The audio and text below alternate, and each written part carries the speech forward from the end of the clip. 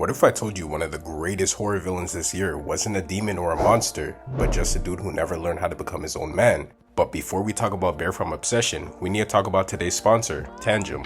As I'm getting older, I'm kind of forced to do all that boring stuff people warn me about, like saving, being financially responsible, and investing. But look, before anyone starts typing, I'm never gonna say flush all your money into some random meme coin. But if you need somewhere safe and secure to house all your assets, that's where Tangem comes in. Guys, I'm telling you, they sent me their wallet and it is a game changer. It's not like those clunky, overpriced USB devices that take forever to set up. It's literally the size of a wallet. Like, look, take a look at this. Literally, there's different colorways and styles for every single type of person, but you know your boy, I had to go for something sleek and mature. That's why I got the stealth. For beginners, it's completely foolproof. There's no confusing steps whatsoever. But for veterans who aren't new to crypto at all, it still packs the heavy-duty military-grade self-custody features you actually care about. You literally manage everything securely through a simple tap on your phone. It's unbelievable. If you want to lock down your portfolio, use code BLUNTY for 10% off. It seriously helps the channel, so I appreciate every single person who uses it. Again, huge thank you to Tangem for sponsoring this video. Now that that's out of the way, let's get into it.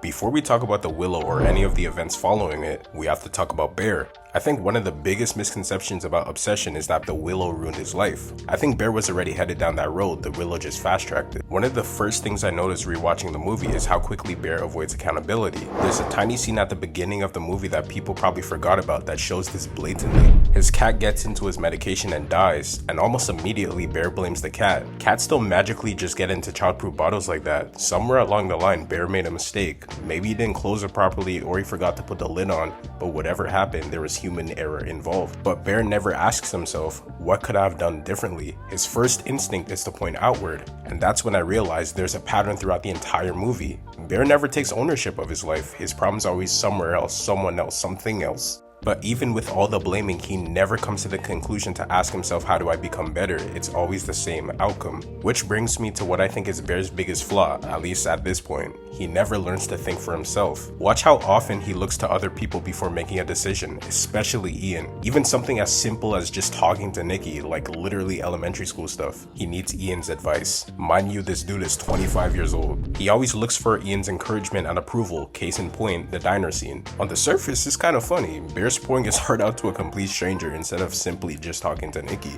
which already tells us something. But watch what happens next.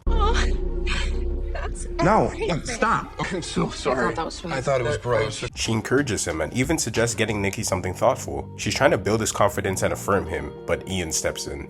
Suddenly, it's cringy and stupid, and almost immediately, Bear changes his opinion. That was cringy. Oh my god, I knew it. He trusts Ian's opinion more than his own. Notice what Bear never says. I don't care if it's cringy, I'm gonna do it my way. Those thoughts never cross his mind, and that's exactly how Ian becomes so dangerous. He can manipulate Bear's codependency easily. But honestly, I'ma cut Ian some slack here and there. Sometimes he does give Bear the advice he actually needs, like go talk to her, have some balls, and don't be too sappy. That's solid advice. Problem is, Bear never develops the wisdom to separate Ian's good advice from his terrible ones. Be mean to her.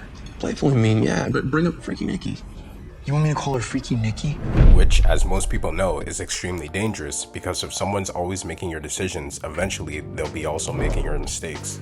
Bear is so frustrating to watch. He isn't incapable, in fact it's the opposite. He's just lazy when it comes to himself. He does unnecessary steps to try to achieve a different life and different circumstances, but he never asks the one question that actually matters. What kind of man do I need to become to get there? If you don't decide who you are, eventually someone else will. First, it's Ian, then it's gonna be the Willow. Which brings us to the scene that really kickstarts the movie. Eventually, Bear gets the opportunity that he's been waiting for. With some caveats, Ian's advice blows up in his face and Nikki gets upset. Night, Freaky Nikki. Ew, don't call me that. You know I don't like that. Sorry. But she decides to give Bear an opportunity to finally show his hand. For the first time in the entire movie, there isn't Ian or a waitress or anybody else to tell Bear what to do. It's just him and her.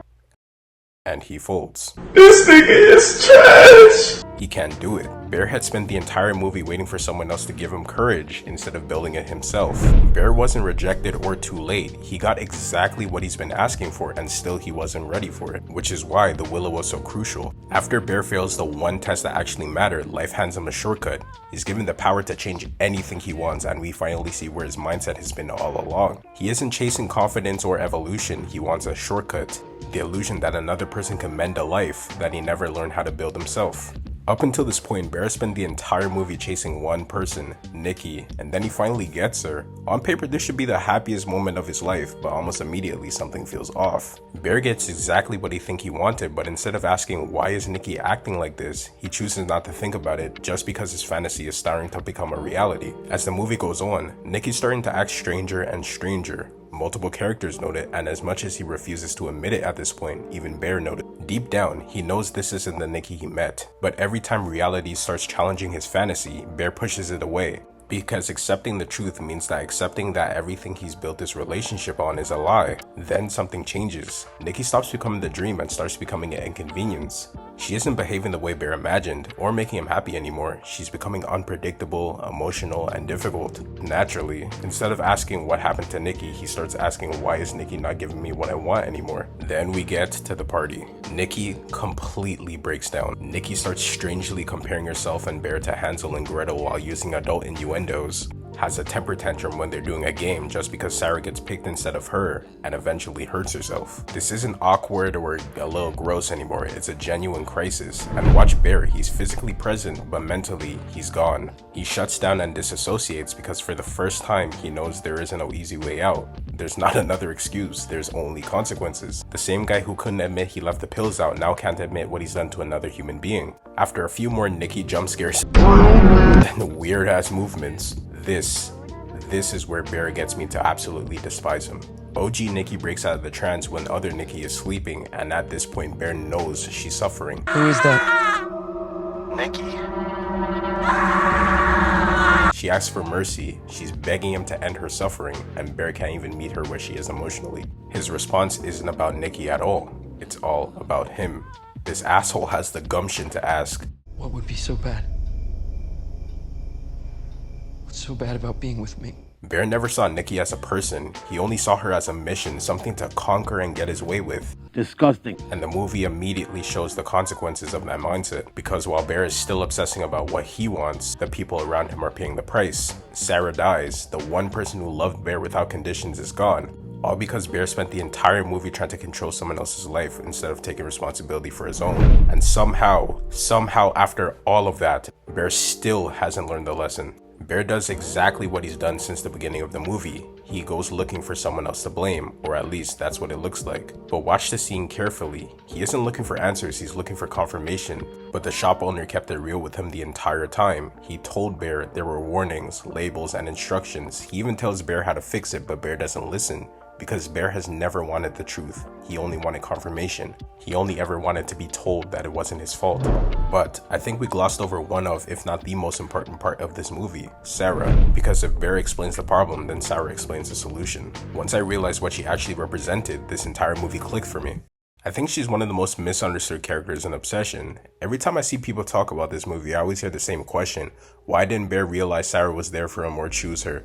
And honestly, I think that's the wrong question, because Sarah was never just another option. She represents something way bigger. Sarah represents comfort and familiarity. She already accepts Bear and loves him, and normally that's a beautiful thing, unless the person being loved needs to desperately change. While Nikki represents something completely different. She represents growth, challenge, and exploration. She doesn't just force Bear to become a better man, she exposes every area of which he hasn't become one yet. I don't think Bear was chasing the wrong woman, I think he was chasing the right outcome with the wrong mindset. Bear genuinely wanted Nikki, I don't think that part was fake at all, but what he never understood was one of the hardest lessons life teaches all of us. You don't just chase what you want, you have to become the type of person capable of keeping it. That's true for relationships, money, success, power, literally everything worth having. Life has a funny way of demanding that you grow before it trusts you with anything that you're asking for. Think about winning the lottery. Everybody and their mama wants $100 million, I know I do.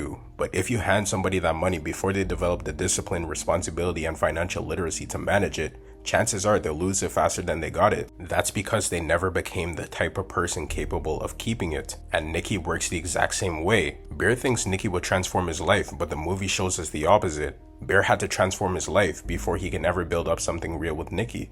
Bear doesn't just misunderstand love, he fundamentally misunderstands people. He doesn't really see Sarah or Nikki as individuals, he sees them for what they can give him. That's why he's so drawn to Nikki, he admires her. Nikki possesses almost everything that Bear wishes he had. Confidence, independence, charisma. People naturally gravitate towards her.